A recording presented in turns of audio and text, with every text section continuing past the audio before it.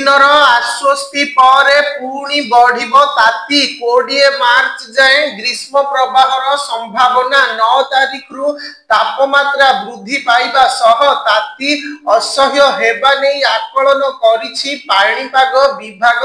एक पश्चिमा झड़ उत्तर पश्चिम भारत को प्रभावित करिवार संभावना रहिछि। प्रभाव रे ठंडा वायु कमिबा सह राज्य रे तापमात्रा वृद्धि हेबार संभावना रहिछि।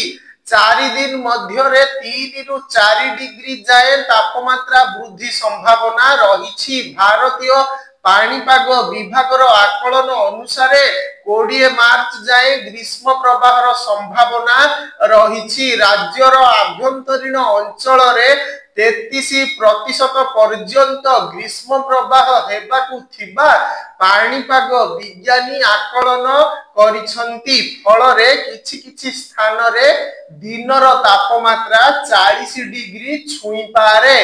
विशेष करी पश्चिम ओडिशा रे अधिक गरम अनुभूत हेबो।